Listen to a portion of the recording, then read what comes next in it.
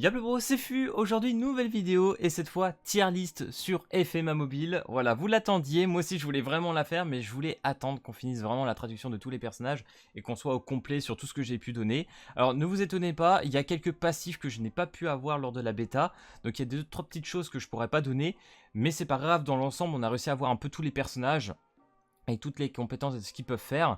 Et du coup, j'ai réussi à peu près à faire une tier list comme je le voudrais. Cependant, vous le comprendrez bien que ça ne pourra pas être définitif. Par exemple, lors de la sortie, il y a sûrement des trucs qu'on va voir parce que j'ai pas pu tester non plus tous les personnages. Donc des choses qui vont changer et des personnages qui vont bouger, hein, ça c'est sûr. Donc là, pour l'instant, c'est une tier list en rapport avec ce que j'ai pu tester lors de la bêta et les compétences une fois traduit, voilà, une fois ce que ça donne à vue comme ça. Donc du coup les gars, à ma disposition, j'ai tout simplement un petit drive, voilà, que Atsushi m'a passé avec tous les personnages, donc SSR traduits, à savoir que les SR arriveront un peu plus tard. Je lui ai pas demandé si je pouvais vous partager pour l'instant le drive, donc on verra plus tard, mais sinon, vous aurez toujours le Discord en description que vous pourrez rejoindre pour tout simplement regarder tous les personnages. Il y a les R, il y a les SR, il y a tout le monde, donc ça c'est plutôt cool. Et je ferai d'ailleurs une tier list aussi sur les SR un peu plus tard parce qu'il y en a qui ont des compétences incroyables, je pense qu'ils peuvent être très intéressants. Donc du coup, on va commencer avec le premier personnage, donc Pride. Pride, j'ai décidé de le placer en A+, tout simplement parce que c'est un personnage qui bénéficie d'énormément de dégâts en fonction du malus que tu vas mettre sur les ennemis. Et vous l'aurez vu lors de la bêta, si tu le mets avec des teams, enfin avec une team tout simplement Homunculus, des personnages comme lui, qui inflige du coup pas mal de malus, et bah il va taper très fort. Donc on va les regarder quand même. Donc du coup dans Ténèbres du Royaume, alors c'est le nom qu'il a tout simplement parce que c'est une faction, voilà, il y a tous les noms de factions. Et pour Homunculus apparemment c'est Ténèbres du Royaume, voilà, c'est prononcé comme ça, je sais pas pourquoi, mais c'est ce qu'on a eu avec la trad. Donc voilà le petit splasher du petit Pride, on va aller regarder ça. Donc en première compétence classique, donc attaque normale que ce soit pour tous les autres personnages, hein, que ce soit dégâts magiques ou physiques, ça va être infliger 100% de dégâts à un ennemi. Voilà, ça va être pour la quasi-totalité il me semble, ou même pour tous, pareil. Donc là on s'en fout un peu. Ensuite, petit passif de Pride, des agrégations, parce que ça j'ai du mal à dire en général, diminue la défense magique de 20% de l'adversaire, donc ça c'est plutôt cool. Première compétence, du coup le passif. Lors d'une attaque pour chaque malus que possède l'ennemi, sauf les auras. Alors les auras, je me souviens plus de ce que c'est, hein, donc navré, on verra une fois une game. Mais bon voilà. Augmente les dégâts magiques des alliés de 5% pour un max de 20%. Vous doutez bien que cette stat va augmenter en fonction du niveau du personnage. Comme vous pouvez le voir, je l'ai monté LV3. Ça correspond à son nombre d'étoiles sur le perso. Donc plus tu as de doublons, plus tu le montes, etc. Plus le passif va up. Donc si la cible a 3 malus ou plus, inflige des dommages fixes égaux à 30% de l'attaque magique à l'adversaire après l'attaque. Voilà, donc autant dire que les dégâts sont plutôt intéressants. Par contre la fin peut être activée une fois tous les 3 tours. Donc c'est pas un passif que tu peux claquer. En même temps, tu comprendras, c'est quand même assez cheaté comme passif. Donc c'est pas étonnant que ça soit tous les 3 tours. C'est pour ça que je le mettrai en A+, parce que tout le reste des compétences c'est assez classique, mais ça reste vraiment plutôt fort, surtout qu'il va quand même mettre des malus. Donc première compétence du personnage, il inflige 120% de dégâts à un ennemi lorsqu'il élimine sa cible, applique un malus aléatoire, mais encore une fois là, il faut quand même tuer l'ennemi d'abord. Mais sinon, 120% pour un multiplicateur, c'est quand même pas mal. Ensuite, une petite attaque de zone, 50% de dégâts aux ennemis se trouvant dans la zone et prolonge d'un tour un malus aléatoire sur la cible. Donc c'est pour ça que je vous dis, jouez avec des homunculus pour profiter de tout ça, sinon ça va être complexe. Au niveau de l'ultimate, inflige 70% de dégâts à un ennemi se trouvant dans la zone. Avant l'attaque, il applique des agrégations, donc comme vous l'avez vu, c'est un passif qui permet de diminuer la défense magique de l'ennemi de 20%, en plus des dégâts magiques, donc c'est quand même bien plaisant. Donc voilà, Pride, plutôt cool, donc je le mets à+, mais vraiment si tu fais la bonne compo qui va avec quoi. Ensuite, Envy. Envy, je regarde dans mon truc. Ok, je l'ai passé à plus aussi. Parce que j'ai mis à côté, histoire que je me rappelle. À plus, alors Envy, en vrai, ce qui est intéressant, c'est qu'au niveau de son passif, il permet de changer carrément son attribut. Et ça, je trouve ça vraiment pété. Et en plus, sur l'attribut du plus fort. Donc ça, c'est plutôt intéressant. Prédominant, je crois qu'il l'est appelé. Donc je l'ai monté quoi, level 20. Ah, c'est vrai que je l'ai pas beaucoup joué encore. J'ai fait une petite team homunculus sur la fin, mais bon. Donc du coup voilà, le petit dégât physique 100% comme je vous l'avais dit. Ensuite, bon alors là, faiblesse 2, pareil pour Lust, elle a aussi ce passif là. Mais je l'ai pas, voilà, je n'ai pas la traduction de la compétence, mais j'imagine que faiblesse ça doit être une réduction de dégâts ou un truc dans le genre. Une réduction de stats. Ça me semble assez logique dans ce sens-là. Mais on verra une fois la sortie du jeu pour tout vraiment bien traduire comme il faut. Donc du coup, au niveau du passif, avant d'attaquer, il change son attribut pour l'attribut prédominant. Donc ça, je trouve ça vraiment déjà plutôt fort. À celui de la cible, si l'attribut est modifié, alors son attaque physique augmente de 10%. Ça, c'est une chose à savoir. Tu vois, quand tu joues Envy, lors de la bêta, forcément, quand t'as pas les trades, bah c'est des trucs que tu sais pas, et franchement, ça c'est intéressant quoi. Donc pendant un tour, pas de changement dans le cas où la cible n'a pas d'attribut dominant. Ou si elle est déjà dominante, ce qui est logique. Donc franchement, essayez de taper clairement sur un ennemi où vous avez des avantages pour devenir avantagé. Et ça, c'est plutôt cool. Après, ça dure qu'un tour. Attention au retour, hein, bien évidemment. Donc si tu l'as niveau 6, tu augmentes tes dégâts physiques donc de 20%. Ce qui est quand même plutôt pas mal. Dégâts physiques, inflige 140% de dégâts à un ennemi. Après l'attaque, vole aléatoirement un bonus, sauf les auras. Donc on revient un peu sur le délire des auras, mais je crois que c'est vraiment par rapport aux homunculus. Et octroie un bonus aléatoire à la cible. Ouais, donc 140%, vu le personnage que c'est, je peux vous dire ça tape quand même plutôt fort. Dégâts physiques, inflige 60% de dégâts à un ennemi et la tire de 2 cases. Donc là, je l'avais vu en PVP, hein, vraiment il t'attire sur toi, c'est un truc de fou. De plus, applique faiblesse. C'est pour ça que j'aimerais bien avoir la stat aussi hein, à cet ennemi pendant un tour et un complet. Hein, voilà, j'ai pas la fin de la compétence. Sorry. Technique spéciale, inflige 110% de dégâts aux ennemis se trouvant dans la zone et applique un malus pendant 2 tours. Voilà, lui aussi il applique 2-3 petits malus. Alors du coup, en vrai, au vu des stats, je pense qu'il doit être un peu moins intéressant. Je pense que finalement je le mettrais plutôt A. On va voir, mais finalement, je pense qu'il mérite plus un A qu'autre chose. Grid. Grid, les gars, en vrai, c'est A. Et j'ai même envie de dire A ou B. Hein. Genre, vraiment, c'est pas... J'étais déçu. Vraiment, Grid n'a pas été respecté, hein, je trouve. Alors, très intéressant, je pense, sur certains events de PvE ou autres. Surtout si en face, c'est des dégâts physiques. Vous allez voir. Donc, bien évidemment, un car design et tout du personnage, incroyable. J'adore ce perso. Hein. Vraiment, dans l'anime, je l'ai kiffé de fou. Donc, dégâts physiques, inflige 100% de dégâts. Donc, petite compétence qu'il possède, donc c'est liaison carbone. Pour chaque cumul de l'effet, augmente la défense physique de 5% jusqu'à 3 max. Et ne peut pas être annulé. Donc ça, déjà, tu vas dire, c'est fort. Donc on va regarder le passif. Donc à chaque début de combat et à la fin des actions, il acquiert une fois liaison. Donc voilà, tu peux le cumuler. Lorsqu'il subit une attaque, sa liaison est réduite de 1 et applique un malus à l'assaillant. Ça, c'est plutôt intéressant. Pour chaque cumul de liaison carbone, augmente la défense de physique de 5%. Et à la fin, si tu l'as niveau 6, tu vois, c'est 10%. Apparemment, il gagne une stat. Ah oui, parce qu'après, tu peux augmenter de 4. Et là, vu que c'est incomplet, vous l'aurez compris, tu peux augmenter jusqu'à 5 max. Le bémol de Grid, c'est qu'en fait, bah déjà, il n'a pas de boost réel de HP ou quoi que ce soit. Et surtout qu'en fait, il se protège pas du tout contre les attaques magiques. Donc tu joues une Lust, tu joues un Roy, tu joues n'importe qui en dégâts magiques. Il va prendre tarif. Il va prendre tarif. Donc un petit peu déçu de ce côté-là. Donc du coup, dégâts physiques pour la première compétence. Inflige 100% de dégâts à un ennemi. Lorsque la compétence est lancée, convertit 200% de sa défense physique en attaque physique. Après l'attaque, il obtient une fois liaison carbone. Donc ça lui permet quand même, avec tout ça, de faire de bons dégâts, malgré tout. Soutien lorsqu'une unité alliée est attaquée dans la zone autour de Grid, il prend part au combat à sa place, comme fait Alex Armstrong, et t'as aussi Alphonse qui fait un peu la même compétence, mais on regardera un peu après. Donc c'est assez intéressant en tant que support. Ultimate, inflige 150% de dégâts à un ennemi, de plus consomme toutes ses charges de liaison carbone et augmente les dégâts infligés de 10%. Donc en vrai, c'est un off-tank qui peut taper quand même assez fort. Donc à voir en vrai une fois une game, mais vraiment ce fait de protéger que sur la def, c'est un peu dommage. Mais une fois que tu le sais en fait, c'est une fois que tu le sais, bah pour counter grid, ça le fait quoi. Donc voilà pour grid, que je laisserai pour l'instant A. Alex Armstrong, je crois que je l'ai passé A+. On va regarder, il me semble que je l'avais trouvé plus intéressant sur certains points. Lui il doit être dans l'armée centrale. Tac tac, il est là. Donc c'est parti pour notre petit Alex. Donc dégâts physiques 100%.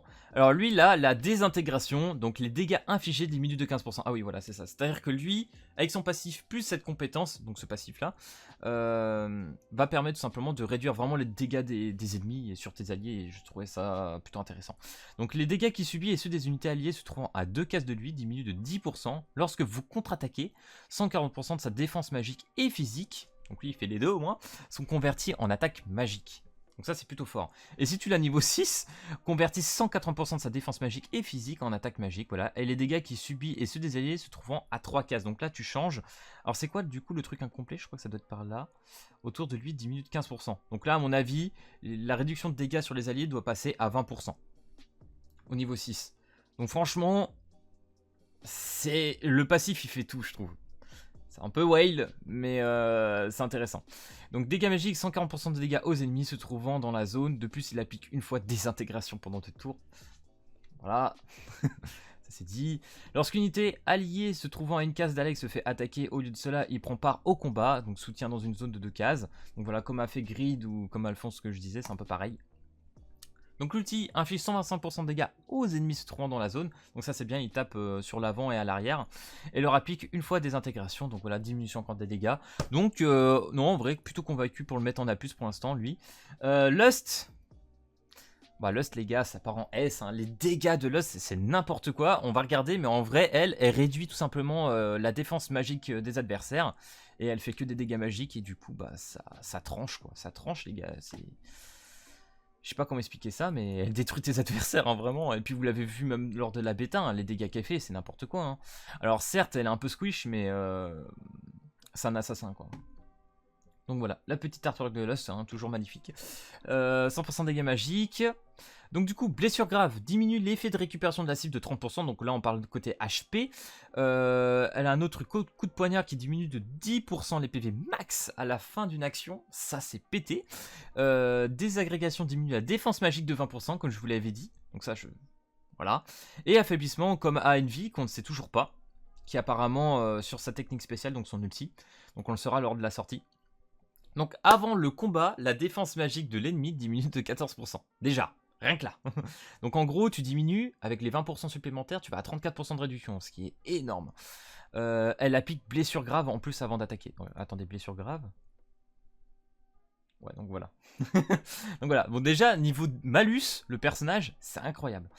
Niveau 6, t'as quoi? La défense de la cible diminue de 20%. Ok, et les effets de récupération diminuent de 50%. D'accord. Voilà, rien qu'à relire déjà ça me fait pleurer de rire quoi. 70% de dégâts à tous les adversaires, parce qu'en plus elle touche sur celui à l'arrière, hein, vous l'avez vu aussi. De plus elle applique Estoc Poignard. Donc voilà. Dégâts magiques pour la compétence numéro 2, 50% de dégâts aux ennemis se trouvant dans la zone de l'attaque et elle applique des agrégations, voilà. Donc, vous avez vu les multiplicateurs sont moins forts sur la Lust, mais c'est parce qu'elle fait vraiment que des attaques de zone et franchement si vous vous souvenez des dégâts, ils sont là, ils sont clairement là, c'est violent. Ultimate, inflige 120% de dégâts aux ennemis se trouvant dans la zone. De plus, elle applique affaiblissement, qu'on saura un peu plus tard. Et c'est pareil dans les zones. Non, franchement, les gars, j'ai pas grand chose à dire sur cette Lust. Vous me direz dans la partie commentaire, mais moi je la trouve pas très forte. Hein. Alors, Mei, les gars, c'est le seul support healer, on va dire, entre guillemets, SSR qui existe. À vrai dire, si vous devez commencer dans le jeu en termes de healer SR, parce que voilà, je vous parle du SR, c'est Winry. Vraiment, les gars, si vous avez un personnage à focus en SR, je pense dès la sortie, c'est Winry. En PvP, tu n'as que Winry support. Même si Mei est intéressant, qui est un personnage pour moi, bah, du coup, je vais la mettre S, parce qu'en fait, c'est un personnage ultra wild. Hein. Moi, je vous le dis, il la faut 6-6 en fait. C'est pas compliqué, il la faut 6-6 et vous pétez le jeu. Mais en vrai, quand vous commencez, Winry est incroyable en tant que SR. Donc, du coup, on va regarder ça. Je sais même plus où elle est. Ça doit être dans visiteur étranger. Mei. Donc on va regarder ça. Voilà, petit artwork. Donc 100% sur les dégâts magiques. Alors, en termes de petits passifs, Imagination Amour, les taux de dégâts critiques augmentent de 20%, augmentation de taux critique de 10%. Alors, faut savoir que cette Mei, si tu la joues avec un Scar ou la Izumi, je crois qu'elle s'appelle, la prof là, c'est pété. Bon, genre vraiment c'est pété parce que Scar joue énormément sur les taux de crit, etc. Donc ça déjà c'est très fort. Ensuite alchimie de pentacle, donc ça c'est sur la compétence 2, dépassement. Chaque fois que vous déplacez d'une case, augmente les coups critiques de 5%, jusqu'à 25% max, voilà. C'est pour ça que je disais que lors de la bêta, je trouvais qu'elle faisait énormément de dégâts, vraiment. Technique spéciale, esprit vestimentaire, les dégâts subis sont réduits de 20%. Voilà, donc déjà rien que ça sur les petites compétences supplémentaires, c'est plutôt cool. Alors, passif du personnage, préparez-vous, parce que là, vraiment, c'est gros. Donc à la fin de l'action, restaure les HP de l'unité alliée sur le terrain ayant le pourcentage de HP le plus bas à hauteur de 55%. Pour l'instant, c'est 1. de son attaque magique. De plus, applique donc Imagination de l'amour pur qu'on a vu pendant un tour à l'ennemi le plus proche sur une ligne droite de cette case. Lorsqu'il est attaqué, applique Délision pure. Donc ça doit être le truc qui est réduit. Ouais, Délision pure. Ouais, je sais plus où c'est, ça doit être plus tard, on va peut-être le voir. Donc pendant 2 tours aux ennemis qu'il attaque peut être cumulé 2 fois. Donc à savoir que si tu l'as niveau 6, donc au lieu que ça soit un allié, tu passes à 3 alliés. 3 alliés sur le terrain ayant un pourcentage de HP le plus bas à hauteur de 70% de son attaque magique. C'est un truc de fou. Je crois que moi je l'avais donc level 40, donc là je l'avais LV3. J'avais même pas encore de quoi restaurer 2 alliés. Hein. Mais je pense que là si je pouvais restaurer 3 alliés ça aurait été n'importe quoi. Je crois qu'avec un level 40, après je la connaissais pas que c'était HP, enfin dégâts magiques, donc du coup je me rendais pas trop compte. Mais du coup si tu la stuff avec dégâts magiques etc, je vous jure que le heal il va être conséquent sa mère. Et c'est à chaque fin de tour quoi, donc à la fin de l'action quoi. Donc c'est, je sais pas, je trouve ça très fort. Faudra voir, mais à mon avis c'est très très fort. Donc déplace une unité alliée dans n'importe quel espace libre dans une zone de 4 cases autour d'elle et lui accorde dissimulation pendant un tour.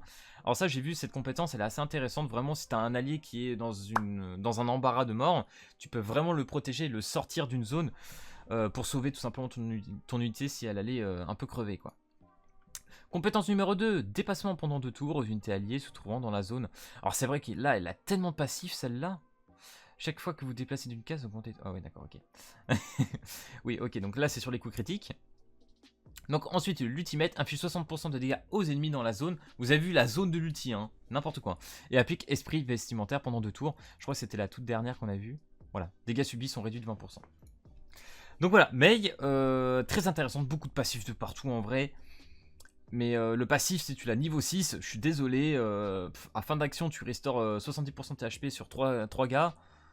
Quasiment toute ta team en fait. Bah je sais pas ce que tu fais en fait. C'est beaucoup trop fort. Donc voilà. Donc moi je pense qu'elle mérite un petit S. Lynn. Alors Lynn les gars, vous l'avez vu hein, sur la bêta, j'ai testé. Pas respecté hein, le personnage B. Hein. C'est de la... Et en plus j'ai lu, c'est encore pire. Genre, au début tu lis le passif, tu te dis ah peut-être qu'on touche quelque chose. Mais en fait non. Mais en fait non. Une fois que tu sais, pareil, hein, comme grid, bah c'est la merde. D'ailleurs, bah voilà, technique interdite qu'il a sur la compétence numéro 1, bah j'ai pas trouvé. Donc celui-là on l'aura pas. Donc du coup, au niveau du passif, les HP max augmentent de 14%. Ça déjà, en vrai c'est fort. On est d'accord. Lorsque vous recevez des attaques à distance, par contre voilà, c'est ça le problème. C'est qu'en gros, lorsque vous recevez des attaques à distance, les dégâts subis diminuent de 20%. Sauf que les gars, bah à partir du moment où tu sais qui fait ça avec des attaques à distance, tu joues corps à corps quoi. Les dégâts réduits sont renvoyés à l'adversaire après le combat, activables une fois par tour. Donc ça c'est quand même pas mal. Et voilà, le problème c'est que bah tu joues corps à corps, c'est bon. Et les HP max 14%. Alors moi je l'avais level 3. Bah j'ai pas trouvé ça très conséquent en fait. C'est fort, mais quand je l'avais joué une game, je le ressentais pas vraiment. C'est-à-dire qu'il prenait quand même cher le bonhomme. Donc compliqué hein, compliqué je trouve. C'est quoi après, lorsque vous recevez des attaques à distance, les dégâts subis diminuent de 50%. Donc ça c'est bien. Une fois que tu le sais, voilà, vous le savez, jouez corps à corps contre Lynn et vous avez gagné, hein, vraiment. Et de toute façon, vous pouvez regarder ma vidéo PVP hein, sur la bêta, avec quand je le jouais, ou même quand il tombait en face, c'était scandaleux, hein, les dégâts qu'il fait. Bah déjà voilà, inflige 90% de dégâts aux ennemis se trouvant dans la zone, c'est un tank, hein, donc du coup vous doutez que les stats déjà de base en termes d'offensif, c'est pas très fort. Hein. Donc voilà, et un pic technique interdite que bah, j'ai pas la passif. 90% c'est un peu bof bof. Ensuite la deuxième compétence, escorte une unité alliée dans la zone et lorsqu'elle est attaquée participe à la bataille à la place. Donc en vrai la deuxième compétence de Lynn, ça crée tout simplement un deuxième personnage, un sbire en gros à lui, qui va permettre de faire des autos normales, donc 100% de dégâts et contre-attaquer. Le problème, vous l'avez vu aussi, le bot en gros se fait détruire en un coup, hein, littéralement il se fait détruire facilement. Après avoir bien évidemment c'est un Lynn bien monté à fond, max, etc. Ce que ça peut donner. Peut-être que c'est plus intéressant et peut-être que même le sbire tient mieux que ça. Mais c'est vrai qu'en termes de dégâts ou même en termes de tankiness, bah, le sbire il tient pas très bien. Par contre, ça te permet d'avoir une nouvelle unité. Donc au lieu d'être à 4 sur le terrain, tu te retrouves à 5. Et ça, c'est plutôt cool. L'outil par contre il est pas mal. Choisissez unité alliée et à activer. Inflige 110% de dégâts aux ennemis se trouvant dans la zone. De plus, les unités alliées avec qui vous êtes liés, enfin bref, c'est incomplet, mais il me semble qu'il donnait un buff. Donc voilà, pour Lynn, je le trouve pas exceptionnel. Vraiment, je l'ai pris un peu en grippe sur cette bêta, donc voilà, navré pour moi, ça restera un B pour l'instant. Roy Mustang, alors honnêtement, Roy Mustang, j'hésite entre le A+, et le S, mais pour mon bonheur personnel, je vais le mettre en S. En vrai, Roy Mustang, les gars, c'est du... Comment dire, il affiche des brûlures, et il te met des petits dégâts supplémentaires dès qu'il contre-attaque ou quoi, ça, franchement, c'est assez intéressant. Donc Roy Mustang... Voilà, donc bien Roy Mustang, hein, vous l'avez vu sur ma chaîne, c'est ma petite photo de Minia, je kiffe ce perso, c'est n'importe quoi. Voilà, donc il a des types passifs et la brûlure. Malheureusement, la brûlure, je n'ai pas la stat, enfin ce qu'il fait exactement. Mais par contre, je sais à peu près à quoi ça ressemble. Donc je vous le dirai parce qu'on l'a vu une game.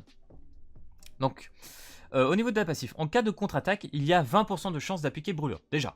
À savoir que dans toutes les compétences que vous verrez après, il mettra brûlure dans tous les cas. Donc pendant 2 tours. Les attaques normales sur les cibles affectées par brûlure infligent 15% de dégâts supplémentaires fixes. Les dégâts de brûlure à 15% de dégâts magiques. Donc en gros, dès que tu vas mettre brûlure, donc si je me souviens bien, ça met 2 stacks de brûlure sur l'adversaire. Si ton adversaire contre-attaque ou qu'il attaque, dès qu'il fait une action, en fait tout simplement, il va prendre des dégâts de brûlure derrière. Ça déjà c'est fort. En plus du fait que si tu tapes sur un mec qui... l'adversaire qui a la brûlure, tu lui mets 15% de dégâts supplémentaires. Et tu l'as compris, plus tu vas l'augmenter niveau 6 ou quoi que ce soit, le Roy il va faire mal. Hein. Donc là, on l'a jusqu'au niveau 4. Donc là, tu passes à 20% déjà. En cas de contre-attaque, il y a 50% de chance. Ah ouais, d'accord, ok. Donc je pense que niveau 6, tu dois être... On a à combien là? 20% de chance? Ouais, on va dire que tu as 70-80% de chance d'appliquer brûlure après niveau 6. Hein. Donc c'est fort. Tu as 20%. Ouais, niveau 6, tu as 30% je pense. 30% de dégâts supplémentaires sur les brûlures. Ça doit faire tellement mal. Donc première compétence, dégâts magiques, inflige 120% de dégâts à un ennemi et applique brûlure. Hein, voilà, pendant 2 tours lorsque vous attaquez une cible affectée par brûlure. Voilà, donc incomplet la fin de compétence. Mais les dégâts, ils sont quand même bien là. Hein. Dégâts de zone, donc 80% de dégâts aux ennemis se trouvant dans la zone et leur applique brûlure encore une fois. Donc des brûlures. Hein. Ultimate. Donc 90% de dégâts aux ennemis se trouvant dans la zone. Lorsque vous attaquez les cibles affectées par brûlure, inflige des dégâts fixes supplémentaires de 20% des dégâts magiques. Voilà. En vrai, il n'y a pas grand chose à dire sur ce Roy Mustang. Je le trouve parfait. Il va mettre des brûlures tout le temps. Il fait des dégâts supplémentaires. Il est bien. Il joue à distance en plus. Donc, pas grand chose à dire. Moi, je trouve que c'est un très très bon perso. Donc, Roy Mustang, je trouve qu'il mérite son petit S. Alors, du coup, les gars, Olivia. Alors elle, Olivia, ça a été mon gros coup de cœur de la bêta. Je l'avais pas joué au début, mais vraiment sur la fin. Et j'ai décidé de la mettre double S. Parce que les gars, je vous jure que son passif, il est... Elle transcende tout. Elle transcende tout. Elle a même un gel, son truc de gel. C'est Roy Mustang, mais sauf que au lieu que l'ennemi fasse une action, c'est dès tous les fins de tour. C'est un truc de fou. Donc Olivia, on va les voir. En plus de ça, elle a des stats de base qui vont être très conséquente. Je crois qu'elle est armée locale. Voilà. Alors je crois que dans la traduction c'est marqué Olivier, mais bon, tranquille, tout va bien. Donc voilà, donc déjà un splash chart, hein, on est d'accord. Donc 100% dégâts. Alors du coup, on a les passifs. Donc gel diminue de 1 case la mobilité et les dégâts subis augmentent de 5%. Donc déjà ton adversaire va diminuer en termes de cases de déplacement, je trouve ça déjà fort. Et en plus de ça, il va subir des dégâts supplémentaires. Voilà. Déjà rien que ça. Donc du coup, au niveau du passif, après l'attaque, l'ennemi subit 12% de dégâts fixes correspondant aux HP actuels d'Olivia. Vous l'aurez compris, il va falloir jouer attaque HP. Genre vraiment, ça peut être que ça. Les dégâts qu'ont subi les ennemis se trouvant dans une zone de 2 cases autour d'elle augmentent de 5%. Les dégâts qu'ont subi les ennemis se trouvant dans la zone et affectés par gel augmentent de 5% aussi. Rien que ça. Après l'attaque, l'ennemi subit 10% de dégâts fixes correspondant à HP de Olivia. Donc moi j'étais à 12 donc parce que j'étais levé 3. Donc levé 6. Alors attendez, niveau 4 il se passe un truc déjà. Donc 13% tu passes. Oui hein, déjà les stats de... Tu t'augmentes pas beaucoup parce que les dégâts, je vous jure les gars, ils sont hyper conséquents. Hein. Les dégâts qu'ont subi les ennemis se trouvant dans une zone de 2 cases augmentent de 10%. Donc tu passes à mon avis au niveau 6 à 15% de dégâts supplémentaires. Donc voilà, subit de 15% de dégâts fixes. Donc là, déjà, au niveau 6, elle inflige 30% de dégâts supplémentaires. Rien que là. C'est ouf. Donc dégâts physiques inflige 100% de dégâts aux ennemis dans la zone. De plus, leur applique gel pendant 2 tours. Donc c'est pareil, elle va appliquer des gels. Alors je pense qu'il y a un petit truc dans la trad. Mais normalement, je pense que dans la fin, parce que vous l'aurez vu lors de la bêta aussi, hein, tous les mecs qui sont affectés après un coup d'Olivia, ils prennent des types de dégâts. Genre des fois, ils prennent des 400-500. C'est incroyable. Vraiment.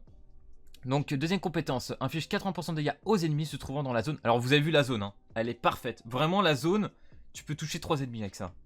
Je vous jure, si c'est compact le fight, tu peux toucher 3 ennemis. Pour PVP, tu touches au moins 2 faciles, je pense. Et en PVE, tu t'éclates avec ça. Et en plus, tu remets encore un gel. Allez, c'est parti. Dégâts supplémentaires et tout qui va bien. L'ulti, pareil, hein, vous l'avez vu, la zone, c'est n'importe quoi. 60% de dégâts aux ennemis dans la zone. Et 50% de dégâts supplémentaires à la cible du milieu. Donc celle qui va être au centre, elle va prendre en fait 110 points de dégâts. Voilà. Donc Olivia, pas grand chose à dire, c'est assez exceptionnel. Mais si vous voulez revoir un petit peu de gameplay d'elle, je crois que je l'ai joué tout simplement, en fait, regardez le gameplay du PVP. Et vous allez voir vraiment que l'aspect du passif et du gel, des dégâts de type, ce qu'elle va prendre, que l'ennemi prend derrière, c'est incroyable. Parce que quand tu lis le passif, là en fait tu le ressens pas trop, ou alors je l'ai lu un peu vite, mais le personnage est exceptionnel. Je vous jure, elle tape trop fort, il n'y a rien à faire, elle tank, c'est abusé. Ensuite, Scar. Alors Scar, en tant que personnage solo, je le mettrais A+. Après là, avec Mei, etc., peut-être à voir s'il pourrait passer S. Mais pour l'instant, je pense qu'on va le laisser A+. Alors, merde, je suis parti trop loin. Visiteur étranger, je crois qu'il était là. Je sais même pas combien de minutes on est. Faut que je regarde. Attendez, on a combien de minutes? Ouah, putain, 25 minutes. Mais je suis un fou. On va aller plus vite. Donc Scar, 100% de dégâts aux ennemis. Donc bien évidemment le passif taux critique augmente de 7% lorsque vous attaquez et détruisez un ennemi. Vous pouvez agir une nouvelle fois, activer absolument une fois tous les 5 tours. Voilà, bon, après c'est vrai que les coups critiques dans ce jeu là, si vous le regardez bien, ça fait trop mal. Donc au niveau 6, le taux de critique augmente de 15%, vous pouvez agir une nouvelle fois tous les 3 tours. Donc là ça baisse. Et coup critique, mamma mia. Merde, j'étais là. On va passer à la première compétence. Donc affiche 140% de dégâts à un ennemi. Donc voilà, le multiplicateur est très bon, surtout si tu mets une critique. Scar gagne instinct de combat pendant 2 tours et il augmente tous les dégâts infligés de 20% lorsque l'effet est activé. Il gagne 2 cases de déplacement supplémentaires et attaque. Donc en gros, tu attaques avec cette compétence et en plus tu peux rattaquer derrière avec une attaque classique. Voilà. Inflige 70% de dégâts à un ennemi, le taux de coup critique de cette attaque augmente de 15%. Je vous jure, en termes de DPS, le personnage, il est incroyable. Et comme vous l'avez lu avec la Mei ou autre personnage, qui peut boost les critiques, le Scar peut être très très bon. Alors je crois que c'est Izumi, en vrai je la place S. Vous allez voir, je pense que ça peut être mérité. Est-ce que je suis parti trop loin? Non, c'est citoyen. Elle est seule. Voilà.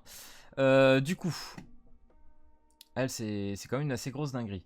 Alors du coup, dégâts physiques 100%, on connaît. Alors frappe puissante, malheureusement je l'ai pas, donc c'est une stat qui se rajoute sur sa en attaque spéciale. Je pense que c'est des dégâts supplémentaires, ou du moins une stat qui va te permettre de gagner des dégâts en plus. Donc du coup, au niveau du passif, augmente de 10% les dégâts lors des attaques. Quand la bataille commence, elle gagne 3 points pour sa technique spéciale. Voilà, donc par rapport à la compétence passive qu'on a vue avant. Si tu l'as 6, augmente de 30% les dégâts lors de l'attaque. Quand la bataille commence, elle gagne 5 points. 30%, c'est énorme. C'est un DPS le truc. Inflige 90% des dégâts physiques aux ennemis se trouvant dans la zone autour de Izumi. À chaque fois qu'elle attaque, elle a 40% de chance d'obtenir un point supplémentaire. Donc la compétence qu'on a vue. Donc je sais pas exactement tous les cumuls que ça lui permet de gagner avec la frappe puissante là. Mais ça doit être une grosse dinguerie. Donc c'est pour ça que je mets un petit point d'interrogation sur celle-ci pour vraiment la mettre S voire A+, mais on verra. Donc deuxième compétence, 120% de dégâts à un ennemi et change sa place avec la cible. À voir si c'est vraiment convaincant ou pas ça par contre. Cette attaque ne peut pas être escortée et de plus l'ennemi ne peut pas contre-attaquer. Ça par contre c'est cool. Parce que toutes les compétences où tu vas taper sur l'ennemi, si c'est au corps à corps ou quoi que ce soit, l'ennemi contre-attaque. Là, on a une des premières compétences qui permet de ne pas le faire. Et c'est bien, vraiment, parce que les contre-attaques dans le jeu fait très mal. Au niveau de la compétence spéciale, 160% de dégâts à un ennemi. Hein. Bon, après, c'est le target. Hein. Avant l'attaque, son taux critique augmente de 10%. Hein, on nous fait une petite scar. Lorsqu'elle élimine un ennemi avec sa technique spéciale, elle gagne frappe puissante pendant 2 tours. Et là, j'ose même pas imaginer, ça doit devenir un DPS, si ça arrive, bien évidemment. Donc à voir, petit point d'interrogation, mais je pense que à mon avis, le S doit être pas trop mal pour elle. Ensuite, lui, j'ai plus son nom, je crois que c'est Basque, et je crois que je l'ai mis A+. A+, parce que lui, en fait, il joue énormément sur l'attaque magique et l'attaque physique. Il fait un mix des deux qui est assez intéressant. Mince, je suis parti loin là. SSR, Basque, voilà, c'est le petit dernier. On va lire ça. Putain les gars, la vidéo elle va durer une demi-heure, je vais pas assumer. Hein. Donc, mode de combat au corps à corps, dégâts physiques, inflige 100% de dégâts à un ennemi. Donc voilà, bon ça c'est la compétence classique. Donc lui, il a un petit passif oppression qui réduit de 20% les dégâts subis par des contre-attaques. Ça c'est un bon point, vraiment faut le noter. Alors malheureusement, voilà, vous le voyez, je n'ai pas la traduction de résistance 2, je ne sais pas ce qui est fait, et ralentissement 1. Mais bon, ralentissement, à mon avis on se doute, ça doit être une réduction de cases, et résistance, ça doit être un buff sûrement de, bah, pour hésiter aux attaques physiques ou magiques. À voir. Donc du coup, au niveau du passif, pour chaque unité alliée se trouvant à 2 cases autour de Grande, son attaque physique et magique augmente de 2% jusqu'à 8% max, donc c'est cumulable. À chaque début de tour, applique oppression pendant un tour à Grande et aux unités alliées dans une zone de 2 cases autour de lui. Donc franchement, il se booste facilement et plus t'as d'alliés autour, c'est intéressant quoi. Pour chaque unité alliée se trouvant à 2 cases autour de Grande, donc son attaque physique augmente magique de 2% jusqu'à 8% max, et au niveau 4, tu passes à 20%. Voilà, c'est pas mal. Et au niveau 6, bah, je pense qu'on peut atteindre 25%. Allez, on va dire c'est à peu près ça. Ce qui est quand même pas dégueu, hein. Surtout que tu cumules magique et physique, quoi. Donc 140% de dégâts physiques à un ennemi et applique résistance, qu'on connaît pas du coup, pendant un tour à une unité alliée. Ok, c'est un buff sur un unité allié. Ayant l'attaque physique la plus haute dans une zone de 3 cases autour de lui. Donc, assez facile de la caler. Deuxième compétence, donc inflige 120% de dégâts à un ennemi. Vous avez vu, les multiplicateurs sont vraiment plutôt bons. Hein. Tous les ennemis se trouvant dans une zone d'une case de la cible se voient infliger 40% de dégâts fixes de l'attaque magique et reçoivent ralentissement pendant un tour. Voilà, donc je pense qu'il n'y a pas grand chose à dire sur ce basque, mais vraiment il est plutôt intéressant. Et l'ultimate, 110% de dégâts aux ennemis se trouvant dans la zone, applique 2 bonus aléatoires, donc on en a un enfin qui buff pas mal pendant un tour à Grande et aux unités alliées. Bon après il faut claquer l'ulti quand même, se trouvant dans une zone de 2 cases autour de lui. Donc voilà, multiplicateur plutôt intéressant, les petits buffs, après à voir si c'est quoi les aléatoires, parce que c'est des buffs aléatoires. J'ai jamais vu un jeu qui donne autant de buffs aléatoires, vraiment. Donc voilà pour Basque. Je pense que ça peut être une unité assez intéressante. Je l'ai vu aussi in game un petit peu en PvE. Il est plutôt cool. Et je pense qu'il mérite plus ou moins ce A+. Avoir une game. Donc voilà les gars, je vais pas aller plus loin. Je pense qu'on a fait le tour. Je suis à 32 minutes de vidéo. Je sais même pas si vous allez réussir à regarder ça. C'est insane, vraiment. Je vais pas suivre. Mais voilà, je voulais vraiment le faire, qu'on parle tous ensemble, que vous puissiez voir vraiment tous les personnages. Là au moins vous êtes passé devant tous et vous pouvez me dire en commentaire voilà s'il y a des personnages que vous pensez qui devraient pas être à sa place ou autre. Il n'y a pas de souci, c'est une tier list, de toute façon ça va changer c'est sûr. Là c'est une bêta de la tier list hein, clairement. Donc voilà, j'espère que cette vidéo t'aura plu. Si c'est le cas, n'hésite pas à lâcher le petit pouce bleu et à t'abonner. Et puis moi je te dis à plus à la prochaine vidéo. Allez peace tout le monde.